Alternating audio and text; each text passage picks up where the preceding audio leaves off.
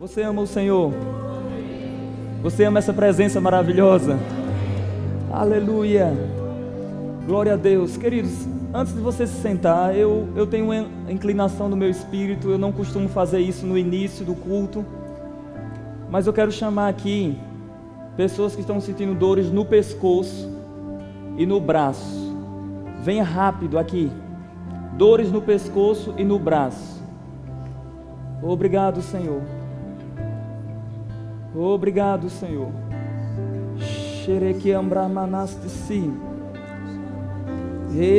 Diga comigo, a presença do Senhor é o céu. No céu não tem doença. Aleluia. De vocês aqui, quem está sendo o braço direito? Perto do ombro. 1, 2, 3. O braço direito, perto do ombro. Então fica aqui as 3, que é o problema do braço direito, certo? Feche os olhos. Como embaixador do reino celestial, no poderoso nome de Jesus, desaparece toda dor agora. Em nome de Jesus. Mexa o seu braço. Pode mexer. E aí, tem alguma dor? Não. Aleluia. No nome de Jesus, toda dor desaparece agora. Em nome de Jesus. Pode mexer seu braço. Pode mexer. Quando você fazia isso, estava sentindo dores, não era isso? Cadê a dor agora? Desapareceu. Aleluia. Aleluia. Aleluia. No poderoso nome de Jesus. Dor, eu falo a você, saia agora. No nome de Jesus. Seja curada. Pode mexer seu ombro. Em nome de Jesus. E aí? Glória a Deus. Está feito. Amém. Aleluia. Ombro. O ombro. No nome poderoso de Jesus. Dor, me escute e solte a vida dele agora. No nome de Jesus. Pode mexer seu ombro. Em nome de Jesus. Diga a verdade. Está sentindo alguma dor? Não, mas eu não quero que fique pouquinho. Em nome de Jesus, toda dor saia agora. No nome de Jesus. Pode mexer. Tem dor? Aleluia. Ombro. Quem está sentindo dores no ombro aqui? No nome poderoso de Jesus. Dor, desaparece agora. Em nome de Jesus. Está feito em nome de Jesus. No poderoso nome de Jesus eu ordeno dor, desaparece em nome de Jesus agora. Está feito em nome de Jesus. Vocês 3 é o pescoço, não é isso? Pode vir para cá. Quando a senhora mexe o pescoço, para que lado sente dores? Mais para esse lado, né? Olha, preste atenção aqui, ninguém feche os olhos, olha para cá, por favor, saiam da frente, por favor, dê um espaço aqui, só para vocês testemunharem uma cura, tá certo? Então, no nome poderoso de Jesus, dores, eu ordeno, saiam agora, no nome de Jesus. Pode mexer seu pescoço. Pode mexer. Tem dor? Não? Está vendo como o Senhor é bom? No nome poderoso de Jesus, toda dor desaparece agora. No nome de Jesus. Está feito em nome de Jesus. Dor, eu te ordeno, solte a vida dele agora. No nome de Jesus. Está feito em nome de Jesus. Aleluia. Glória a Deus. Vocês podem sentar. O Senhor é bom, queridos. Em todo o tempo. Amém. Aleluia. A presença do Senhor está aqui. Então, como aqui a presença do Senhor está, então a gente não quer doença aqui no nosso meio. Amém? Tenho raiva de doença. Tem gente que gosta, mas eu tenho raiva. Tem gente que gosta, porque fica dizendo minha doença, minha dor. Deus é bom, queridos, em todo o tempo. Aleluia. O Senhor é bom. Glória a Deus. Então, queridos, eu quero compartilhar com vocês nessa noite um pouco, dando continuidade ao que vimos na quinta-feira. Quem estava aqui na quinta-feira, levanta a mão.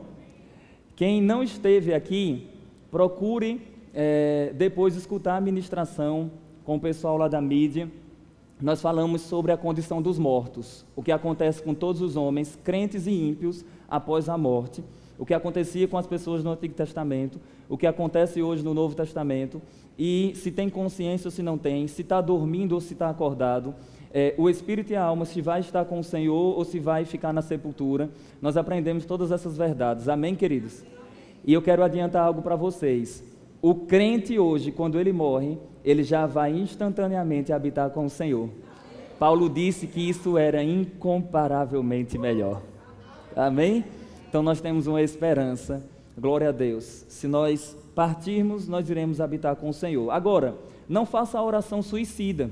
Senhor, me leva. Não faça essa oração, porque o Senhor quer você vivo para ganhar mais almas, para alcançar mais pessoas. Amém? Tem crente que quando descobre isso, ele fica orando para morrer. Então não ore para morrer. Paulo disse assim: se eu ficar no corpo, eu vou ser mais útil à igreja de Filipos. Amém? Ele ia ser mais produtivo. Então Deus quer você vivo para você alcançar mais pessoas. Amém? Mas fica tranquilo, se você morrer, já vai habitar com o Senhor. Hoje, queridos, eu quero compartilhar um pouco com vocês sobre o arrebatamento da igreja. Amém? Diga comigo, o arrebatamento da igreja. Aleluia! Essa é a nossa bendita esperança, queridos. Nós temos esperança pelo dia do nosso encontro com o Senhor, pelo dia do arrebatamento da igreja do Senhor Jesus. Amém? Antes de te mostrar algum texto na palavra do Senhor que fala sobre o tema, eu quero falar para você um pouco, queridos, sobre algumas consequências bíblicas por se estudar a escatologia. Ou seja, o que você ganha quando você estuda o tema do tempo do fim. Quando você estuda a escatologia, o que nós ganhamos? Bom, no meu livro eu compartilho 7 consequências, mas eu quero compartilhar apenas 3 com vocês nessa noite, amém? Nós veremos o que nós ganhamos quando estudamos um pouco sobre escatologia, amém, queridos? Bom, a primeira coisa eu coloquei aqui, o estudo da escatologia incentiva o nosso serviço na obra do Senhor. Mas Saulo, eu pensei que escatologia estava só associada a coisas do fim, que não tinha nada que conectava com a vida presente. Pois é, a escatologia, se ela não tiver um aspecto prático, não foi uma escatologia bíblica. Amém? Porque a escatologia bíblica deve afetar, atingir as nossas vidas na presente era, com a expectativa da vida futura. Então, o estudo de escatologia incentiva o nosso serviço na obra do Senhor. Bom, nós temos referências bíblicas que comprovam isso. Não precisa você abrir, queridos, é só uma citação, mas lá em 1 Coríntios 15, 58, a palavra do Senhor diz que sede firmes e sempre abundantes na obra do Senhor, sabendo que no Senhor o vosso trabalho não é em vão. Se o seu trabalho no Senhor não é em vão, é porque existe uma recompensa. Amém?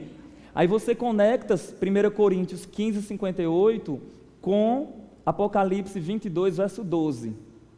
Você conecta 1 Coríntios 15, 58 com Apocalipse, capítulo 22, verso 12. E o que é que diz Apocalipse 22, verso 12? Eis que cedo venho, e comigo está o galardão, a recompensa, para dar a cada um segundo as suas obras. Aleluia! Então, o estudo de escatologia deve incentivar o nosso serviço na obra do Senhor. Diz as Escrituras, queridos, que um copo de água fria dado a um profeta é digno de galardão de profeta. Diz a palavra do Senhor, queridos, que o Senhor há de recompensar aquilo que nós estamos fazendo na obra do Senhor. Amém, queridos? Então, vocês que estão servindo aqui na mídia, o pessoal do diaconato, o pessoal que está trabalhando com as crianças, todos, os músicos, todos, existe uma recompensa para vocês.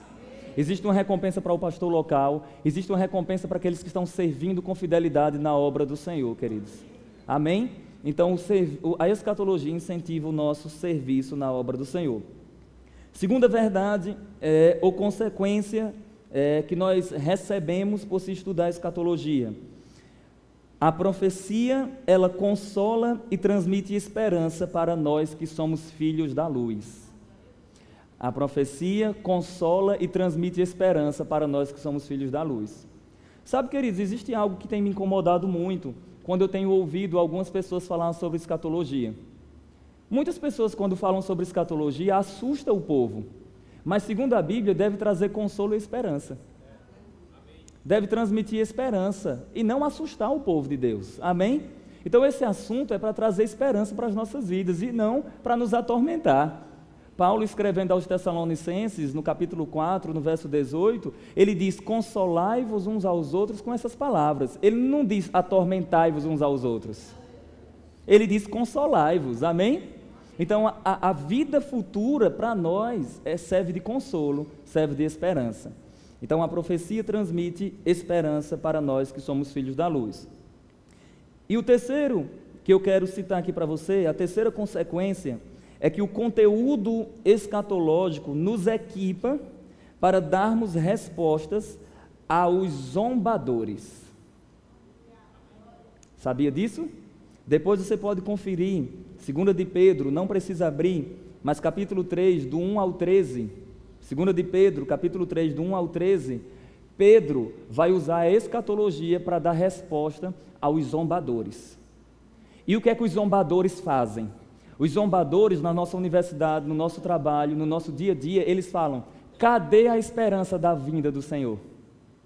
Vocês falaram que Jesus ia voltar, desde os meus antepassados que a gente escuta que o Senhor vai voltar, e ele não voltou.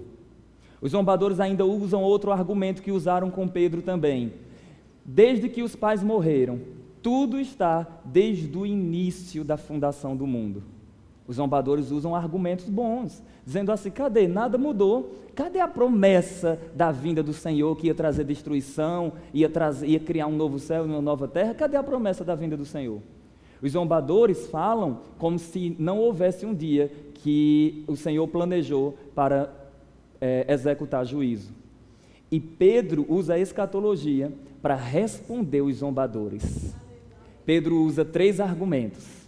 Pedro diz: olha, não é verdade que o mundo está desde o início da mesma forma. Não. Pedro diz: saiba de uma coisa, houve um tempo que já existiu céus e terra, e o Senhor destruiu pelas águas do dilúvio. Aleluia! Olha o argumento fascinante de Pedro. Pedro está dizendo assim: não, isso é mentira, já houve uma mudança sim na terra. Aleluia, aleluia. Segundo argumento de Pedro: vocês estão achando que está demorando a vinda do Senhor? Saiba de uma coisa, que um dia para o Senhor é como 1000 anos, e 1000 anos é como um dia. Deus, no tempo dele, ele sabe o momento certo que ele vai retornar, que Cristo vai retornar, e que todos os eventos escatológicos vão acontecer, mas ele está dando tempo para que mais pessoas sejam alcançadas. Terceiro argumento de Pedro. Pedro diz: olha, saiba de uma coisa, os céus e a terra que agora existem estão entesourados para o fogo, os elementos derreterão, e o Senhor criará um novo céu e uma nova terra, os quais habitam a justiça. Aleluia! Então o conteúdo do tempo do fim responde os zombadores. Aleluia! Aleluia! Oh, glória! Deus é bom, queridos, em todo tempo, o tempo todo. Amém? Eu tenho outras consequências aqui que eu poderia compartilhar com vocês, mas para a gente ganhar tempo, vamos falar sobre o tema arrebatamento da igreja. Se você puder, por favor, abra sua Bíblia em 1 Tessalonicenses, no capítulo 4. Aleluia! 1 Tessalonicenses, capítulo 4, eu quero ler do verso 16 ao 17, verso 16 e 17. Aleluia! 1 Tessalonicenses, capítulo 4, verso 16 ao 17. Diz a palavra do Senhor: porquanto o Senhor mesmo, dada a sua palavra de ordem, ou o Senhor descerá dos céus com grande alarido. Aí o texto diz: ouvida a voz do arcanjo, e ressoada a trombeta de Deus, descerá dos céus, e os mortos em Cristo ressuscitarão primeiro. 1 Tessalonicenses 4, 17 agora. Depois nós, os vivos, os que ficarmos seremos arrebatados juntamente com eles entre as nuvens para o encontro do Senhor nos ares. E assim estaremos para sempre com o Senhor. Oh, aleluia! Aleluia! Queridos, antes de eu te explicar um pouco sobre esse texto, você precisa ter em mente duas coisas. O arrebatamento da igreja é diferente da segunda vinda após a tribulação. Quais as diferenças que nós podemos pontuar? Número 1, o arrebatamento traz esperança. A segunda vinda, após a tribulação, traz juízo. Amém? Segunda verdade, o arrebatamento, Cristo vem até as nuvens e a igreja é arrebatada ao encontro dele nos ares. A segunda vinda, Cristo vem e pisa na terra e o monte fende ao meio. Aleluia. Amém, queridos? Terceira verdade, no arrebatamento da igreja, os mortos em Cristo irão ressuscitar. Na segunda vinda de Cristo, os santos do Antigo Testamento, os mártires da tribulação ressuscitarão, mas a igreja será ressuscitada apenas no dia do arrebatamento. Amém? O arrebatamento, Cristo traz consolo. A segunda vinda, Cristo vai implantar o reino dele sobre toda a terra. Então, a igreja de Cristo não passará pelo período tribulacional que há de vir sobre toda a terra. Nós seremos arrebatados antes para o encontro do rei. Amém? Para o encontro do nosso rei lá nas nuvens. Aleluia! Eu quero trazer para você, queridos, uma definição da palavra arrebatamento, ou a palavra arrebatar, que aparece aí no texto. Seremos arrebatados ao encontro do Senhor nos ares. Essa palavra, queridos, é uma palavra que procede do original grego e é uma palavra utilizada como harpazo. O que quer dizer harpazo? Harpazo quer dizer rapto, retirada, remover com força. Alguém está escutando isso? Nós aguardamos o dia que nós seremos raptados dessa terra, que nós seremos removidos dessa terra, que nós seremos arrancados com força dessa terra. Oh, aleluia! Essa palavra harpazo, ela aparece na Bíblia de diferentes formas. Ora é uma menção a algo positivo, ora é uma menção a algo negativo. Mas só o contexto vai determinar, amém? É igual a palavra espírito, só o contexto que determina a que espírito se refere. Por exemplo, quando a Bíblia fala o fruto do Espírito é amor, alegria, ali não pode ser o Espírito Santo, porque o Espírito Santo não frutifica, tem que ser o nosso espírito por meio do Espírito Santo. Amém? O espírito do crente nascido de novo, ele dá frutos. Então, essa palavra harpazo, ela aparece na Bíblia de diferentes formas. Por exemplo, lá no Evangelho de Mateus, no capítulo 13, na parábola que fala sobre os 4 tipos de solos e as sementes, que fala o semeador saiu a semear. Lembra que tem essa parábola? Lá nessa parábola, queridos, está no capítulo 13, no verso 19, lá a palavra harpazo é uma menção ao ladrão, que é Satanás, roubando a semente. Então, ali, harpazo aparece como algo negativo, porque só o contexto é quem determina. Diz o texto lá assim: aqueles que ouvem a palavra e não têm estrutura no seu coração, vem o ladrão ou o maligno e arrebatar a semente.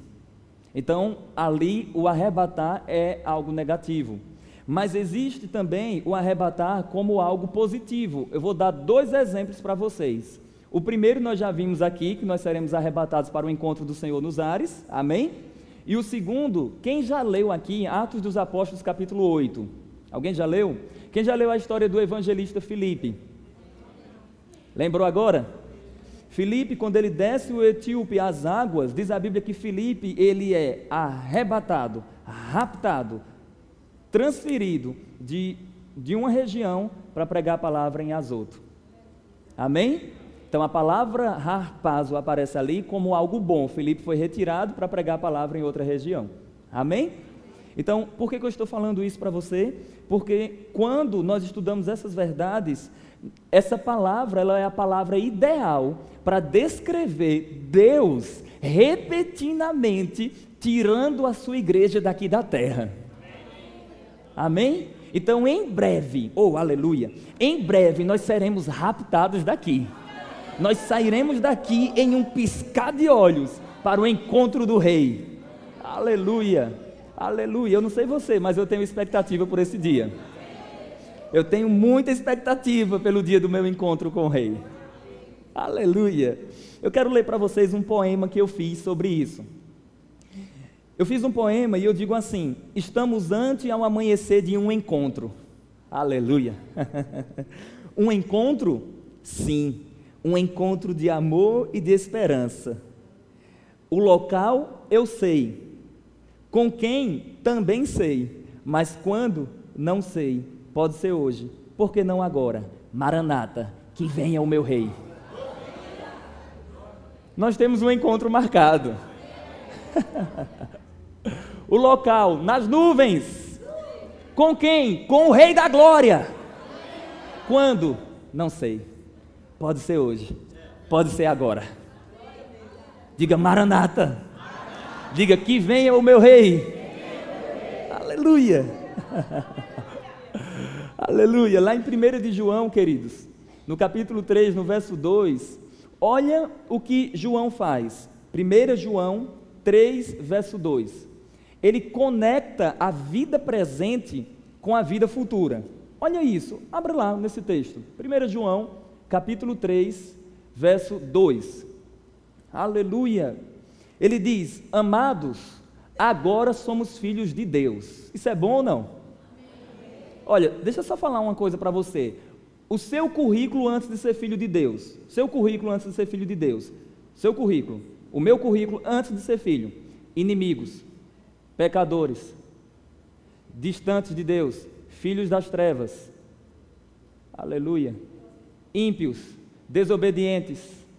Esse era o nosso currículo. Mas depois que o Senhor Jesus derramou o seu sangue lá na cruz, e após Ele ressuscitar, e nós recebemos a vida de Deus no nosso coração, nosso currículo mudou. Agora nós somos os santos, os eleitos, os irmãos, os filhos, os da fé, os mais que vencedores, novas criaturas, amados de Deus, mais que vencedores, igreja, noiva, aleluia, eleitos de Deus, co-herdeiros com Cristo Jesus, os da fé, os irmãos, aleluia! O seu currículo mudou. Hoje você tem cerca de 34 qualificações. Aleluia. Diga comigo, eu sou filho da luz. É glorioso demais ser filho de Deus. E fala sério, queridos. Na nossa condição que nós vivíamos, ser filho de Deus é uma honra. É uma honra. Aí você pensa que está satisfeito com isso, né? Aí Pedro diz assim: olha, agora somos filhos de Deus, mas ainda não se manifestou que haveremos de ser. Meu Deus. Pedro está dizendo assim, João está dizendo assim, 1 João 3,12, ele está dizendo assim, 3,2, ele está dizendo assim: se agora é glorioso, imagina como será futuramente.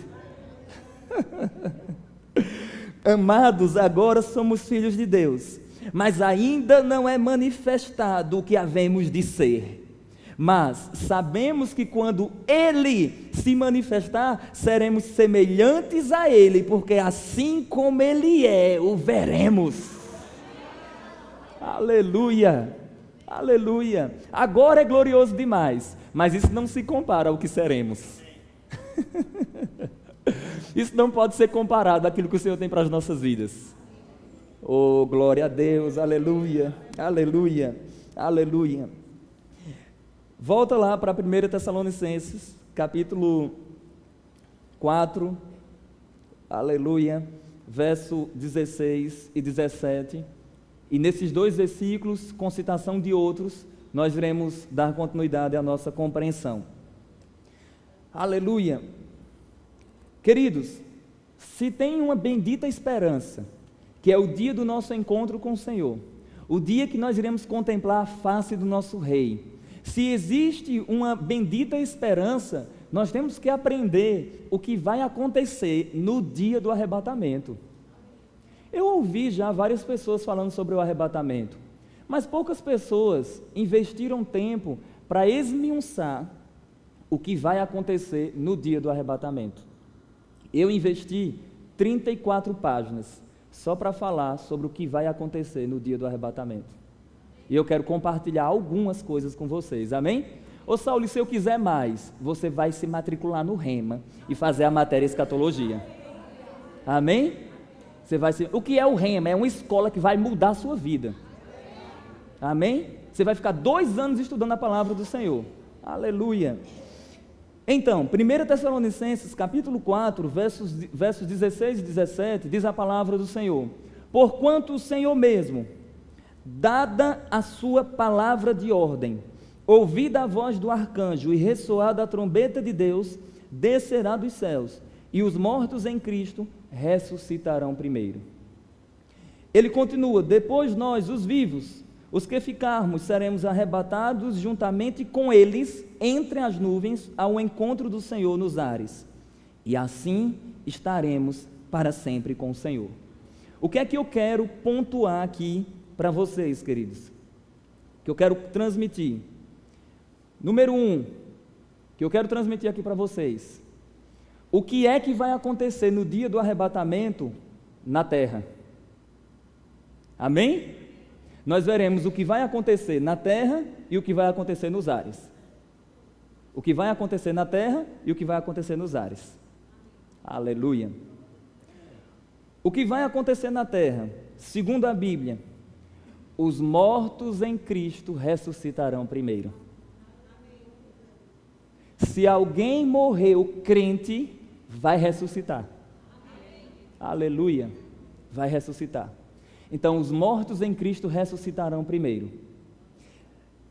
Segunda verdade que acontecerá na terra: os vivos, nós, amém? Se Paulo se incluiu no grupo dos vivos, eu vou me incluir também, amém? Nós, os vivos, que ficarmos. Ô Saulo, o que é que vai acontecer se eu não ressuscitei porque estava vivo? O que é que vai acontecer? Bom, segundo a Bíblia, segundo 1 Coríntios 15, 51 e 52, você vai ser transformado. Aleluia. Transformado em quê? Transformado com um corpo glorificado. Esse corpo, essa tenda, esse corpo é uma tenda, amém? O meu é uma tenda magra, aleluia. Essa tenda será revestida com a habitação de natureza celestial. Aleluia, será um corpo semelhante ao do Senhor Jesus Cristo. A palavra do Senhor diz que nos aguarda um corpo semelhante ao do Senhor Jesus. Lá em Filipenses, no capítulo 3, no verso 20, vai transmitir essa verdade, que nós aguardamos o Senhor, que transformará o nosso corpo mortal semelhante ao corpo da sua glória. Aleluia, aleluia. Terceira verdade que acontecerá aqui na terra. Número 1, os mortos em Cristo ressuscitarão primeiro. Número 2, os vivos que pertencem a Cristo serão transformados. Atenção, só ressuscitam no arrebatamento os mortos em Cristo. Não vão ser todas as pessoas, não. Apenas os mortos em Cristo, apenas quem pertence ao Senhor. E os vivos que pertencem ao Senhor serão transformados. E o terceiro ponto é: juntos, subiremos ao encontro do Senhor. Meu Deus do céu, vai ser um evento glorioso, amém?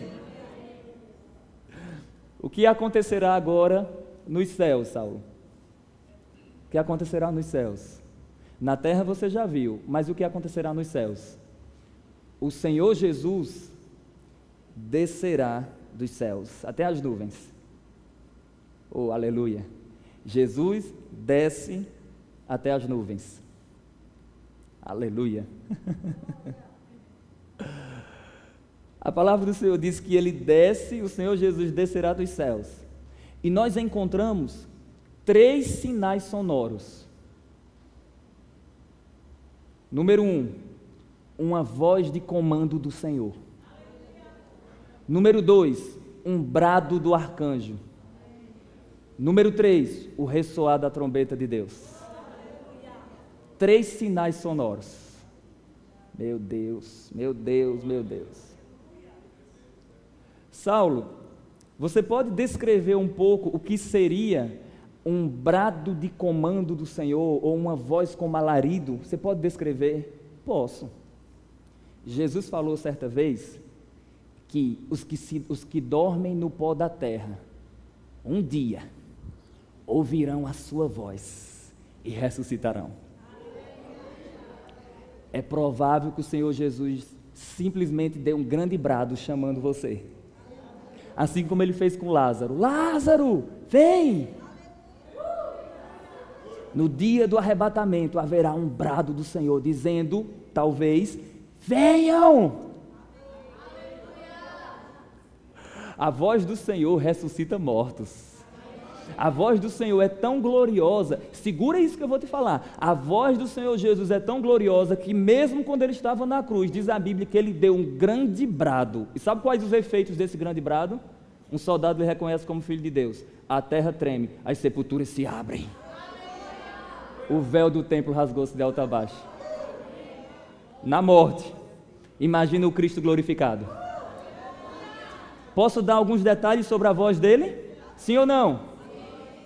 João em Apocalipse, quando viu ele, quando testemunhou o Senhor Jesus Cristo, João diz assim, a sua voz é como o estrondo de muitas águas. Oh Jesus! Meu Deus! João estava em Patmos, uma ilha grega, cercado com as águas frias do mar Egeu. Ele testemunhava as águas atingindo as rochas vulcânicas de Patmos. Aí João diz assim, a voz dele era como um estrondo de muitas águas. Outrora João havia testemunhado a voz do Senhor sendo impedida por causa dos sofrimentos da sua cruz. João outrora testemunhara o Cristo dizendo, tenho sede. Outrora João tinha visualizado o Cristo dizendo assim, Deus meu, por que me desamparastes? Mas em Apocalipse, João testemunhou Jesus de uma forma diferente. Ele testemunhou Jesus como aquele que disse assim, não tem a morte, não tem o inferno, eu tenho as chaves de lá. Eu sou aquele que estive morto, mas eis que vivo pelos séculos dos séculos. E tenho as chaves da morte e do Hades. Oh, aleluia! Oh, aleluia! Quer mais um pouco? A voz de Cristo é tão soberana e tão gloriosa que em Apocalipse 19, a voz dele é como uma espada afiada de 2 fios. Meu Deus do céu! Olha, no arrebatamento Jesus vai vir tirar a sua igreja da terra, é algo maravilhoso, mas na segunda vinda, eu gosto de pontuar a seguinte verdade, o leão vitorioso chegará com os exércitos celestiais, e o leão vem sentado no seu cavalo branco, oh Jesus, na primeira vinda ele veio como servo sofredor, humilde, sentado num jumentinho. Eu gosto de dizer que na primeira vinda o cordeiro senta num jumento, na segunda vinda o leão senta num cavalo branco. Aleluia! Na segunda vinda ele vem com sua voz poderosa e diz a Bíblia, com o sopro da sua boca ele destruirá o iníquo e implantará o seu reino poderoso aqui na terra. Ah, como eu anseio o dia do governo do meu rei! Notinha de rodapé, vai ser o fim da corrupção. Vai ser o fim dos governos corruptos. Vai ser o fim da democracia. Quer dizer que não vai ter mais democracia? Não! Vai ter o que, Saulo? Uma monarquia teocrática. O que quer dizer isso?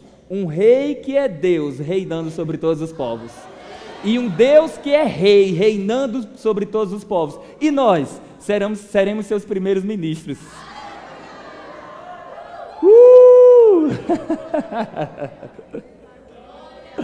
Reinaremos com o Senhor. Aleluia. Posso voltar para Tessalonicenses? Aleluia. Do jeito que haverá um brado de comando do Senhor, de alguma forma que nós não sabemos explicar, esse brado será na voz de um arcanjo. E isso é compreensível porque em todo evento escatológico existe presença de anjos. Posso pontuar algumas verdades? Quem lembra do nascimento de Jesus? Quem falou para Maria? É escatologia ou não ali? Era porque no Antigo Testamento falava da vinda dele. Então um anjo anunciou o nascimento dele. Quem lembra que quando Jesus ressuscitou, tinha anjos? Aleluia. Ô glória. Quem lembra que quando ele subiu aos céus, 2 varões apareceram e disseram assim para os discípulos: olha, por que vocês estão olhando ele subindo? O mesmo Jesus que vocês viram subir, virá do modo como vistes. Então, em todo evento escatológico, há a presença de anjos. Lá em Mateus 24, Jesus também fala, na sua segunda vinda após a tribulação, que ele enviará os seus anjos para selecionar os salvos da tribulação. No arrebatamento da igreja, de alguma maneira soberana, existe uma voz do arcanjo. Amém? Existe uma voz do arcanjo. Mas também, o terceiro sinal sonoro, o primeiro é a voz de comando do Senhor, o segundo é a voz do arcanjo, e o terceiro é o ressoar da trombeta de Deus. Haverá uma trombeta de Deus. Não pode ser confundida com aquelas 7 trombetas de Apocalipse, porque aquelas 7 trombetas de Apocalipse trazem juízo, mas essa daqui traz esperança. Então, a trombeta que vai ressoar no dia do arrebatamento é uma trombeta de esperança, é uma trombeta de expectativas, amém? Só para você ter uma ideia, a palavra do Senhor também fala sobre a trombeta, lá em 1 Coríntios 15, 51 e 52, lá vai dizer, queridos, que ao ressoar da última trombeta, nós iremos, os mortos em Cristo ressuscitam e nós seremos transformados. A última trombeta lá não pode ser confundida com uma das 7 trombetas, porque quando você compara a 7ª trombeta de Apocalipse com a última trombeta, citada em 1 aos Coríntios, não corresponde aos mesmos eventos. A 7ª traz juízo e há uma anunciação da chegada do reino. A última trombeta, que é a da igreja, traz esperança, glorificação, ressurreição. Então não tem nada de juízo. Amém? Então, o que é que você precisa saber? É que no contexto judaico havia vários tipos de trombetas. E uma das trombetas, existia uma trombeta que chamava pessoas por causa da chegada de um general importante. Quando uma pessoa importante estava chegando, tocava uma trombeta, chamando o povo, dizendo assim: olha, alguém importante está chegando, venham. Aleluia. Aleluia. Saulo, eu posso encontrar na Bíblia essas referências sobre trombetas diferentes? Pode, depois eu posso passar para você, mas só para você ter uma ideia, lá no texto de 1 aos Coríntios, quando fala capítulo 14, quando fala sobre os dons, lá diz assim, se não for tocada a trombeta certa, como se prepararão para a batalha? Então lá fala sobre um tipo de trombeta que prepara pessoas para batalhas. Aleluia. Amém? Então nós encontramos sim respaldo para isso. Então você precisa saber disso. Haverá uma trombeta do Senhor, e é provável que essa trombeta esteja também associada à voz do Senhor Jesus. Por quê? Porque em Apocalipse 1:10 e Apocalipse 4:1 e 2, toma nota, para a gente não abrir por questão de tempo, em Apocalipse 1:10 e Apocalipse 4:1 e 2, 1:10 diz que a voz de Cristo era uma voz como de trombeta. E Apocalipse 4, verso 1 e 2, diz que João saiu da terra ao ressoar de uma voz como de trombeta. Então, o que vai acontecer? Cristo vai tirar a sua igreja da terra ao ressoar da sua voz. Amém, queridos? Glória a Deus. Então, eu pontuei essas verdades. Agora, eu quero falar para vocês, aleluia, eu quero falar para vocês o que é que vai acontecer no nosso corpo no dia do arrebatamento. E eu quero falar sobre características desse corpo, só para você ter uma ideia o quanto vai ser glorioso, amém? Vamos lá. Segundo as Escrituras, nós iremos ressuscitar com um corpo de glória. semelhante ao do Senhor Jesus, com um corpo eterno, com um corpo imortal, com um corpo glorioso, com um corpo que humilhará o presente corpo. Fala sério, queridos, nós somos filhos de Deus, mas ainda nós temos algumas limitações. Esse corpo aqui, por mais que seja um vaso magro, mas se você apertar, dói. Se você beliscar, como a gente fala, dói mesmo. Mesmo que eu não esteja doente, mas eu ainda posso sentir dor. Eu ainda tenho limitações. Eu ainda tenho cansaço. E Paulo transmite um gemido de esperança. Como eu sei disso?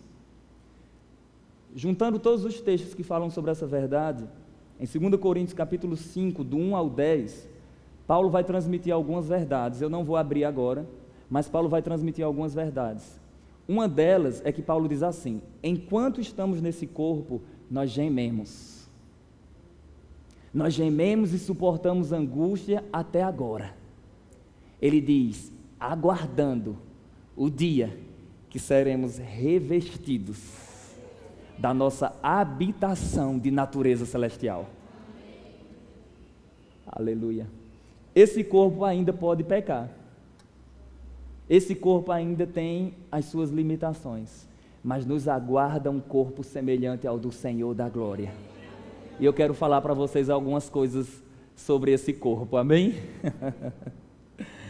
Aleluia.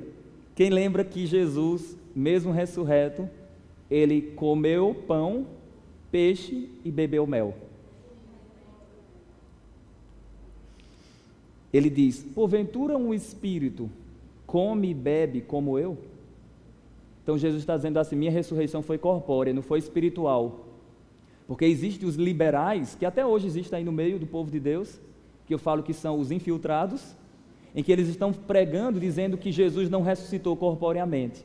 Ele ressuscita no seu coração. Não! Ele ressuscitou corporeamente. Aleluia. Uma das características de um falso ensino é negar a ressurreição de Jesus. Amém? Uma das características. Mas vamos lá. Jesus ressuscitado com um corpo glorificado, ele comeu. Não é curioso que ele disse que nós iremos ceiar com ele? Mas aí vocês perguntam, mas espera aí, como eu vou comer? Quer dizer que vai ter fome? Eu devolvo. Jesus comeu porque tinha fome ou para provar que estava ressurreto? Para provar que estava ressurreto, amém? Ele diz, um espírito não tem carne e sangue, um espírito não tem carne como eu tenho, amém? Sangue ele verteu na cruz. Mas Jesus comeu para dar prova da sua ressurreição. Mas a palavra do Senhor fala, queridos, no Evangelho de Mateus, eu quero conferir com você esse texto, porque tem gente que não acredita, aleluia. Abra lá em Mateus 26. Eu quero falar para você que nós temos uma ceia agendada no reino. No reino. Aleluia. Nós temos uma ceia agendada no reino. Oh, glória a Deus. Mateus 26, 26 ao 30. Mateus 26, 26 ao 30. Olha o que diz. Isso aqui é a última ceia. Enquanto comiam, tomou Jesus um pão e abençoando-o partiu e o deu aos seus discípulos, dizendo, tomai, comei, isto é meu corpo. A seguir tomou um cálice e tendo dado graças, o deu aos seus discípulos, dizendo, bebei dele todos. Porque isto é o meu sangue, o sangue da nova aliança derramado em favor de muitos para a remissão de pecados. Atenção no 29 e no 30. Digo-vos que, desde esta hora em diante, não beberei deste fruto da videira, até que aquele dia em que o hei de beber novo convosco no reino de meu Pai. E tendo dito isto, cantaram um hino, e você vai ver que eles começaram a glorificar o Senhor. Então, peraí, existe uma ceia agendada? Sim. Deus agendou uma ceia, Cristo agendou uma ceia com você. Haverá um momento que Ele vai beber um vinho novo, e nós iremos beber com Ele no seu reino aqui na terra. Oh, glória a Deus. Ô Saulo, como será isso? Eu não sei te explicar os detalhes, eu só sei que vai ser glorioso. Só uma coisa você precisa saber, que comida na Bíblia nem sempre está associado, num contexto escatológico, nem sempre está associado à necessidade, mas sim à comunhão. Posso dar um exemplo? Atos 2,42 diz: e perseveravam na doutrina dos apóstolos, na comunhão, nas orações e no partir do pão. Então, no momento de comunhão, tinha o partir do pão. Amém? Então nós temos uma ceia agendada com o Senhor, aleluia. Ele vai vir e nós iremos ceiar com Ele. Lembra que Paulo, celebrando a ceia, falando sobre a ceia, ele diz assim: ceiem até que Ele venha, porque quando Ele vier, a gente ceia com Ele. Aleluia, aleluia. Eu teria vários textos, mas para a gente adiantar, o que eu quero compartilhar aqui ainda com vocês, queridos, é que nós receberemos um corpo ilimitado. Como assim um corpo ilimitado? Diz a Bíblia que, estando o cenáculo trancado, Jesus entrou ali, sem precisar de portas. E é interessante que o evangelista faz questão de dizer, estando as portas trancadas. Mas o mesmo Jesus que não precisou de portas para entrar naquele lugar, ele disse, toca. Então eu gosto de dizer assim, nós receberemos um corpo ilimitado, mas que pode se limitar. Aleluia. Amém. Aleluia. Jesus foi tocado, mesmo não precisando de portas para entrar naquele lugar. Quer outro exemplo? Jesus conversava com os discípulos no caminho de Emaús. E diz as Escrituras que quando Jesus falava, eles não percebiam que era o Senhor, mas quando o Senhor Jesus partiu o pão e tendo dado graças, eles reconheceram que era o Senhor. E diz a Bíblia que após isso Jesus desapareceu. Ah, Jesus. Ele partiu o pão com as suas mãos. E ele desapareceu de sua maneira gloriosa. Sabe o que a Bíblia fala como será o nosso corpo? A Bíblia fala que o nosso corpo será um corpo de natureza espiritual. Como assim, Saulo? Ou é corpo ou é espírito? Pois é. Vai ser um corpo tão glorioso que ele vai ser dessa maneira. Amém? Olha, Paulo, lá em 1 Coríntios, no capítulo 15, do verso 36 ao 38, e também o 42 ao 44, Paulo vai usar alguns exemplos para falar do nosso novo corpo. Paulo vai usar, em primeiro lugar, o exemplo da semente. Depois, eu vou adiantar para a gente ganhar tempo, ele vai usar o exemplo da semente, ele vai usar o exemplo da carne e o exemplo dos astros. Não entendi nada, Saulo. Te explico. O exemplo da semente, ele diz, semeia-se corpo natural, ressuscita corpo espiritual. Semeia-se corpo em desonra, ressuscita corpo em honra. Semeia-se corpo em fraqueza, ressuscita corpo em poder. Exemplo da carne. Uma é a carne do peixe, outra é a carne dos homens, outra é a carne das aves. Se Deus sabe dar carne a cada um, assim também Ele nos dará novos corpos. Terceiro exemplo, a dos astros. Uma é a glória da estrela, outra é a glória do sol e da lua. O Senhor sabe que existe brilho de estrela em estrela. Assim também Ele nos dará um novo corpo. Aleluia. E por fim, Paulo ainda usa um outro exemplo que eu gosto de citar. Além de usar o da semente, o dos astros e o da carne, ele usa o do corpo de Adão versus o corpo de Cristo. Ele diz, Adão era da terra e é terreno. O último Adão, Jesus, é do céu e é celestial. Tais como são os terrenos, amém? Uma comparação do homem com Adão, tais também serão os celestiais.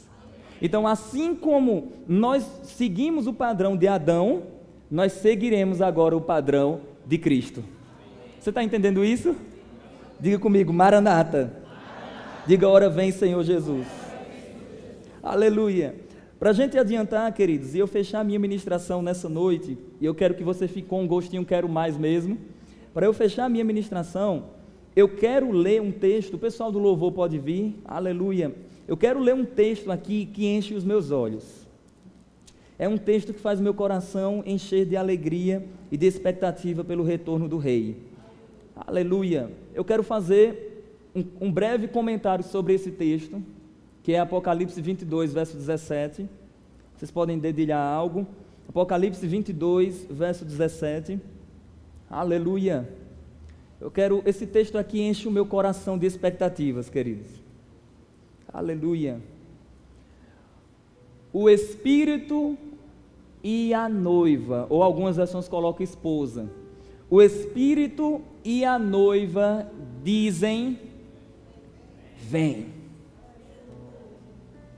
Aquele que ouve, diga: vem. E aquele que tem sede, venha. E quem quiser, receba de graça da água da vida.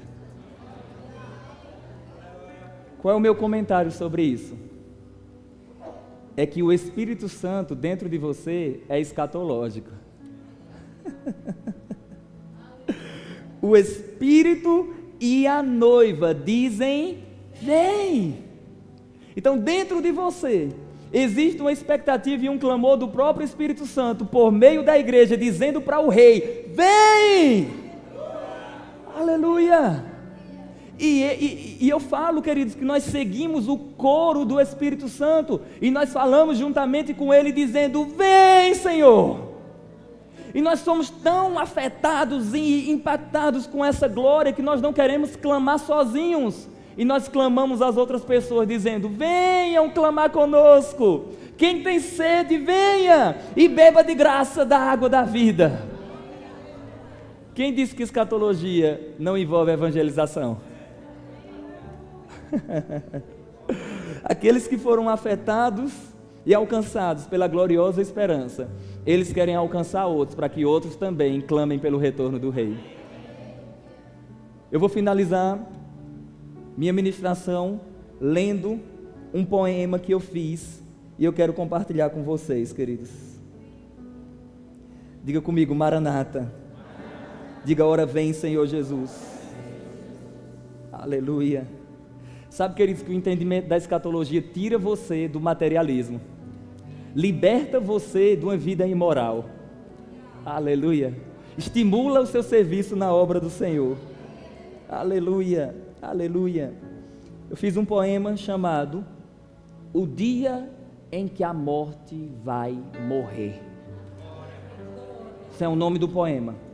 Esse poema nasceu de madrugada, estudando a palavra do Senhor, minha esposa dormindo e eu escrevendo.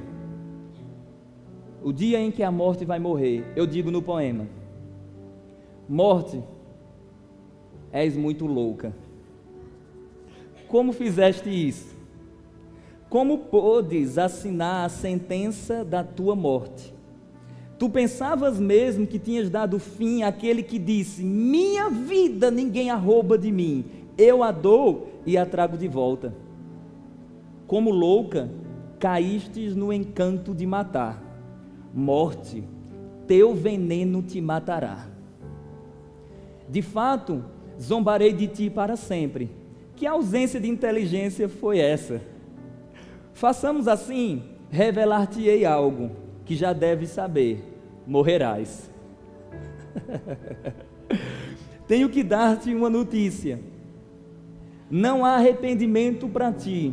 Eu sugiro: conforma-te e morra sem paz.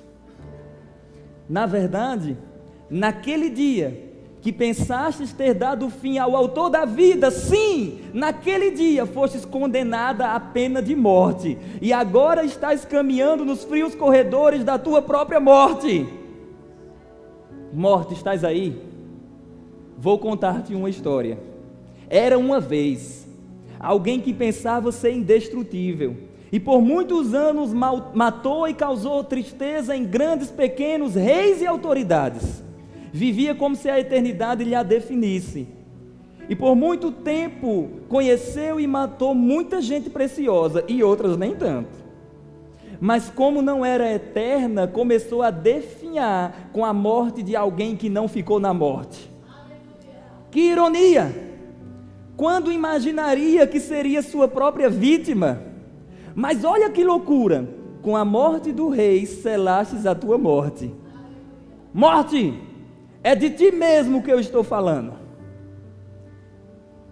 talvez você ainda possa me dizer: eu ainda posso matar-te, seu zombador de morte.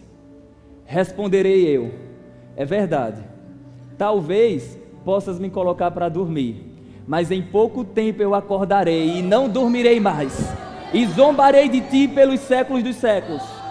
Morte, escute isso: tu morrerás. Aleluia! Sabe o que é que Paulo diz? Tragada será a morte pela vitória. Tragada será a morte pela vitória.